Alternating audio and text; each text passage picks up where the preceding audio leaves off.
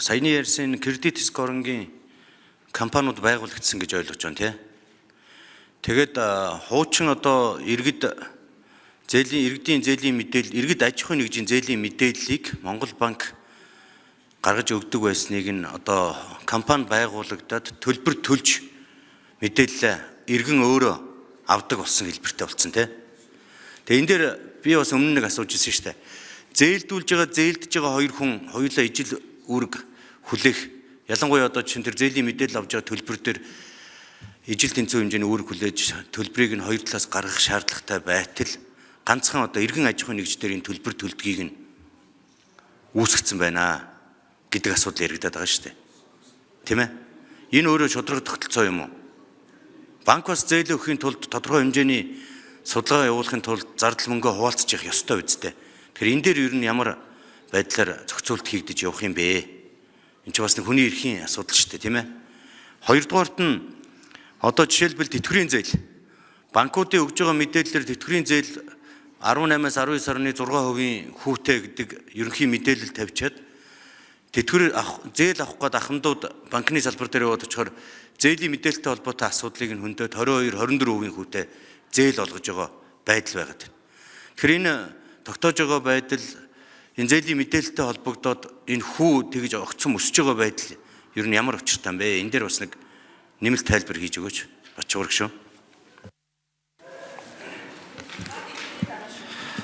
За баярлалаа. Таны ярьж байгаа маш зөвөө. Энэ банк болон санхүүгийн байгууллагууд болон одоо иргэний аж ахуйн нэгжүүдийн эрх тэгшд харьцаатай байх ёстой. Өнөөдрийн нөхцөл байдал яалчгүй банкуд болон банк санхүүгийн байгууллага илүү давуу ихтэй үйл ажиллагаа явуулаад байгаа юм. Яг үүнтэй холбоотой бас нэг том зах зээл гарч ирэх гээд байгаа юм. Нэгэснээ одоо би өөрийнхөө зээлийн мэдээллийн оноогоо харахад 1000 төгрөг төлөөд байгаа ийм Монголиогоор ороод. Энэ ч гэсэн бол бас банк нь тухайн төлбөрөө төлөөд бас нөгөө нэг тусгай хоёр компаниас авах болцсон байгаа. Гэтэ тэрийг хийх ёстой тэр журмынаас Монгол банк батлах бүрэн болцоотой мөн үүнтэй холбоотойгоор нөгөө хянаж шалгалтын газар гэсэн бас тодорхой хэмжээнд өөрчлөлт хийх зүйтэй гэж би харж байгаа. Энэ утгаараа ч гэсэн би нөгөө тогтоолын төсөлтөд бас илүү мэнэрэнгүй байх, ялангуяа тухайн иргэн нь бол өөрөөс нь хамаарахгүйгээр зээлийн доголд үүсвэл тэрийг одоо нэгэсний одоо уян хатаа ханддаг тийм. Өр зээлийн харьцаатай холбоотой асуудлыг арилжааны банкуудын хувьд бол 50-50 байсан. Санхүүгийн зохицуулахороо 60-70-30 байсан тийм ээ. Одоо өөрчлөгдөөд адилхан 50-50 болсон. Тийм үү? 60-40 болсон уу? 60-40 болж байгаа. Тэгэхээр энэ алтан шагаа гишүүний хөндөж байгаа асуудал одоо ер нь бол яг иргэдэд ирж байгаа хамгийн том зээлийн дарамт, хүүгийн дарамт гэж зүйл хөндөгдөж яригдж байгаа. Иргэд хэрэгцээ гарангууд хүү хамаагүй богино хугацаатай мөнгө зээлдэг тийм ээ. Одоо нэг сая төгрөг зээлээд авчдаг сарын хугацаатай юм 2 сарын хугацаатай зээлээ эргээд төлчихөж байгаа. Тэр сард төлж байгаа хүүн магадгүй 3%-тай 4%-тай шахуу болоод ирэхээр хүү нөгөө 1 сарын хугацаанд их мэдрэгддэггүй. Гэхдээ банкус санхүүгийн байгууллагууд, ломбардууд энийг богино эргэлттэй өндөр хүүтэй ингээд мөнгө одоо хүүлэх тийм байдал бол газар авцсан байна гэдэг зүйл ажиглагдсан. Одоо эх 7 хоногт Монгол банкны удирдлагуудтай хамт арилжааны банкуудтай уулзалтыг хийж эхлэх гэж байна. Их хурлын зүгээс одоо энэ зээлийн хүү буурахтай холбоотой, зээлийн хүүгийн бүтцтэй холбоотой асуудлаар бол банкуудтай нээлттэй ярилцахын ажлыг зохион байгуулна. Ахаад банкуд иргэдээ банкус санхүүгийн байгууллага байгуулсан. Банкнаас арилжааны зориулттай зээл аваад тэрийг банкус санхүүгийн байгууллагаар цаашаа иргэдэд хэрэглээний зээл болгож өгж байгаа байдал бол бас их анхаарал татж байгаа асуудал болсон. Зөвхөн 2024 оны байдлаар гэхэд банкудаас зээл авсан банкус санхүүгийн байгууллагуудын зээлийн дүн 700 тэрбум төгрөг болсон байж байгаа. Тэгээ тэрийг одоо жилийн хүүн магадгүй банкн дээрээс олгож байгаа нэг 20-24% хүүтэй байсан бол банкус санхүүгийн байгууллагад авчиад 36-аас 50% хүүтэй зээл болгож хувирсан тохиолдол бас байна. Ахаад банкус санхүүгийн байгууллагаас цаашаага ломбардуудад их усүрийг нь бий болгож өгөх замаар өшөө өндөр хүүтэйгээр богино хугацаатай иргэдэд зээл олгож байгаа байдал байна. Тэгээ энийг л одоо бид ерөөсөө улсын их хурлын түвшинд цэгцэлж өгөх ажил бол их чухал юм байна гэж ингэж үзэж байгаа.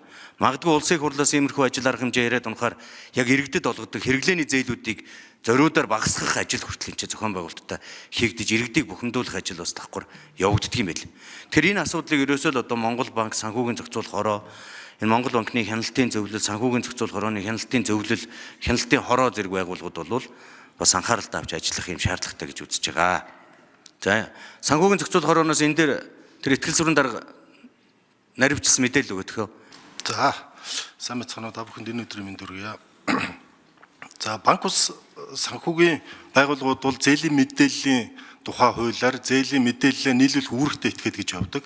Тэгэхээр яг адилхан арилжааны банкудтай адил одоо Монгол банкнаас зээлийн үйлчлэгээ үзүүлэх хоёр тусгай зөвшөөрөл авсан хоёр компаниас мэдээлэл аваад үйлчлэгийг аваад явж байгаа. За энэ онооны схем орж ирснээр банк ус санхүүгийн байгууллагууд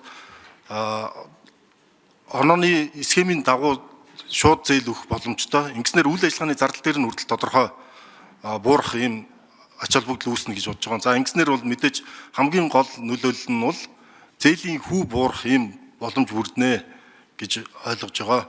За одоо энэ дээр хэдүүлэх тодорхой ажил шүү. Одоо ингээл зээлийн мэдээллийн сангийн талаар одоо компаниуд мэдээлэл гаргаж өгдөг болсон ингээл ахаал иргэдээс авдаг мөнгө төлбөр хураамж бас нэгээр нэмэгдээл явчихж байгаа юм тийм ээ. Одоо энэ арилжааны банкуудын мөнгөн шилжүүлэгтэй холбоотой төлбөр гээл бас ахаал олон төрлийн асуудал үүсчлээдэг. Тэгээд иргэд аж ахуйн нэгжийн төлдөг төлбөрийн тоол нэмэгдээд байдаг, дүн нэмэгдээд байдаг. Иргэд үзүүлж байгаа хөнгөлөлт гэдэг зүйл нь одоо их сул байгаад байгаа учраас энэ дээр хэдүүлээ яг тийм иргэдийнхээ эрхийг хамгаалах хангах чиглэлээс бол бодож ажиллах шаардлагатай. Санхүүгийн зохицуулах хороо энэ дээрээ бас тодорхой бодлогоо хэрэгжүүлээд ажиллаж байгаа юм л дээ. Эх 7 хоногоос бас энэ уулзалтуудаар гишүүдэд бас мэдээлэлүүд өгөгдөд явна гэж ингэж бодож байна.